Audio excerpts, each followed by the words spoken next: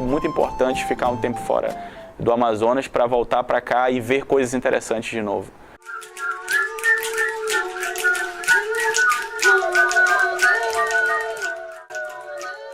Foi interessante pensar isso em termos de Amazônia, porque a gente conversa muito pouco entre os estados da Amazônia, a gente se conhece muito pouco, a gente vê poucos curtas, sabe? Eu não sei, eu conheço ali Jorânia no Pará, tem o Gavi no Amapá, o Briglia ali em Roraima, mas tem pouca conversa aí. E a gente está no momento que o fomento aí do governo federal está muito voltado para a regionalização. Cada vez mais os editais dão pontuação maior para Norte e Nordeste. Agora tem esse edital de TVs públicas que está setorizado, a verba vai por região. E isso faz a gente pensar, tá, quem é o meu concorrente no caso? Eu digo no caso de um produtor que vai entrar com um projeto. É o cara de Roraima, é o cara de Tocantins, é o cara do Amapá, do Pará, enfim. E aí começa a surgir havia essa questão, o que ele está produzindo, qual é o tipo de documentário que ele está fazendo, com quem são os meus iguais aí que estão na mesma situação que eu, aqui na Amazônia fazendo um documentário. E para mim é difícil até encontrar uma estética, encontrar algo que... Eu vejo muito que são talentos individuais, ocasiões ali específicas, é a turma da publicidade que decidiu fazer cinema, é o outro que teve uma formação mais acadêmica e se aproximou do audiovisual, mas não vejo um movimento, não sei, como a gente vê em Pernambuco e em outras regiões, assim. Então, para mim é difícil tentar criar algo mais coeso do que é a produção contemporânea, assim, aqui na Amazônia.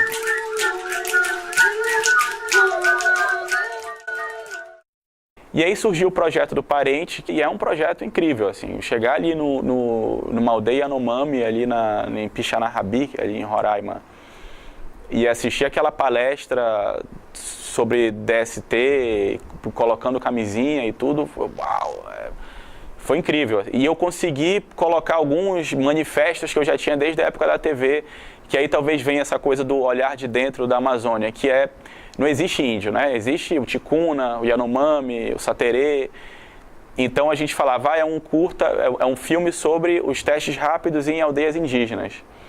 Isso poderia representar algo homogêneo, mas quem vê o filme já de cara vê um Yanomami ali em Roraima, isolado, e um Ticuna que está na tríplice fronteira ali, Tabatinga, Letícia, Peru, que já é totalmente diferente do Yanomami. Inclusive no documentário a gente vê que os próprios enfermeiros têm que ter métodos diferentes para explicar, expor e fazer a campanha de conscientização de maneira totalmente diferente. Cada etnia funciona de uma maneira. A nossa visão também é muito influenciada já por uma visão externa sobre a Amazônia, né? Então, desde Fitzcarraldo até os documentários que a gente assiste no National Geographic, a Amazônia sempre foi muito olhada e cobiçada. Então, o nosso olhar audiovisual já passou por um olhar gringo, assim. Então, eu acho que é tentar enxugar isso aí, tentar olhar com os nossos olhos do dia a dia, a gente que vive aqui.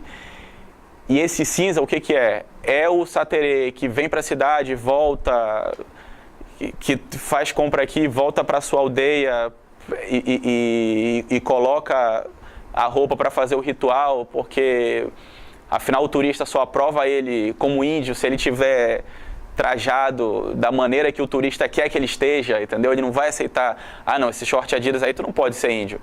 Então eu acho que essa confusão, em vez de ficar no debate quem é índio e quem não é, eu acho que essa confusão é muito interessante audiovisualmente. E o fato de ter essa Manaus urbana explodindo de 2 milhões de habitantes e estar no meio da floresta, é muito interessante se a gente olhar com um olhar mais cru e mais pé no chão, e olhar esse cinza e não os extremos. Não é? Tem muito realizador que eu vejo, filme de índio, eu não quero fazer. Cara, pode não querer fazer, mas é algo que marca a gente, está muito presente, é a nossa cultura. E ao mesmo tempo, também tem os realizadores mais puristas que querem, não, meu interesse é realizar dentro de aldeias isoladas, e há que se respeitar também, mas o que eu gosto mais é o meio termo ali.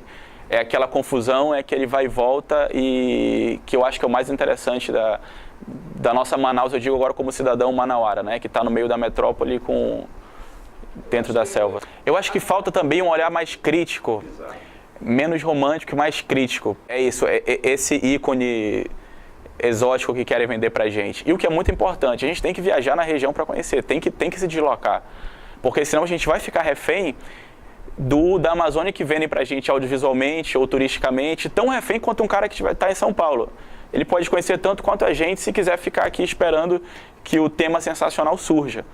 Então, tem que ir para as fronteiras, sabe? Tem que, sabe, assistir aí garimpo e os quilombos, assim, tem que transitar para conhecer. Porque o fato de ser uma região não explorada é o mais interessante para a gente. Agora, o não explorado não vai cair no nosso colo como realizador para a gente chegar lá no set direto e filmar. A gente precisa muito ainda ter menos medo de se deslocar entre as regiões, assim, entre os estados da região norte.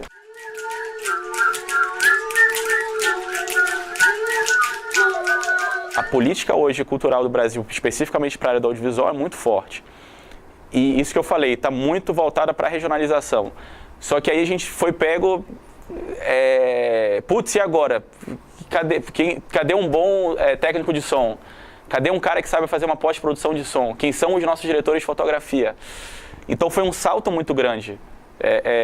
Claro, eu não estou reclamando do fomento que venha cada vez mais. Só que existe uma coisa a longo prazo, que é a questão da formação, que não dá para ser... É isso, a longo prazo, não dá para ser de uma hora para outra. Então esse é o grande conflito das leis de incentivo. É um dinheiro público, com a decisão da iniciativa privada. E hoje o grande modelo que está sendo... O que está em voga agora no Brasil é, no caso, o fundo setorial, que funciona como um sócio investidor, né? Então, ele investe na produção, investe na obra, depois, quando essa obra é comercializada, volta essa grana para o fundo e que dessa maneira ele se retroalimenta. E aí foi criada a lei com a cota de TV paga, né, que obriga os canais do segmento de TV paga a exibirem obras brasileiras, que eles chamam de espaço qualificado, que é documentário, animação e ficção. Ou seja, então a gente está produzindo e já existe uma demanda do mercado para comprar esses produtos. Eles são obrigados a comprar essas obras brasileiras. E eu acho que é o modelo mais interessante, até porque é algo que já funciona fora do Brasil. A Europa toda tem essas regulamentações para que parte da grade seja ocupada por obras do seu país, e não por um enlatado americano que é muito mais barato para o canal do que uma obra feita no próprio país, né? Mas como eu estava falando antes, eu acho que com o fundo setorial, com esses editais, já permitem que a gente veja, olha, tem dinheiro, dá para a gente produzir profissionalmente. Agora tem que aprender a planejar, aprender o ofício, como é que monta esse orçamento, quanto tempo dura para fazer esse filme, e acreditar que é possível viver daquilo, porque hoje dá para viver de cinema no Brasil, assim. É possível, mas é muito novo, e para a gente aqui no Norte é mais novo ainda.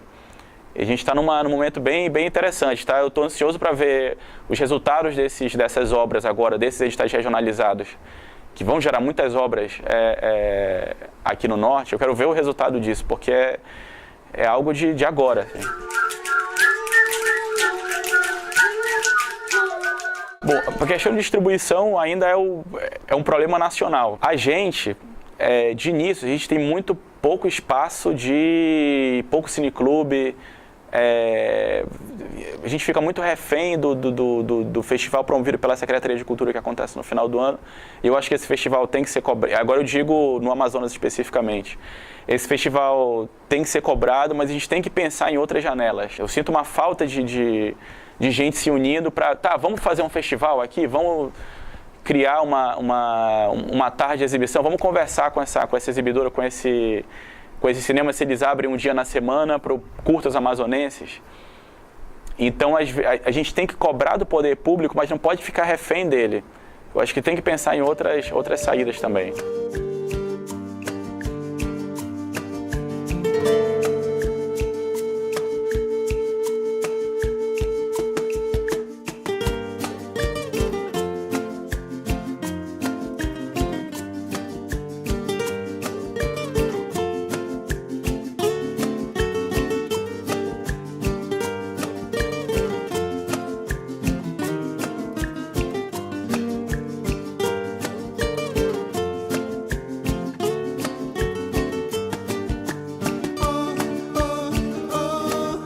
gemido da cabocla no banzeiro, e o caboclo banzeirando vai fazendo chape-chape, e o corpo fica molhado no gostoso galopar.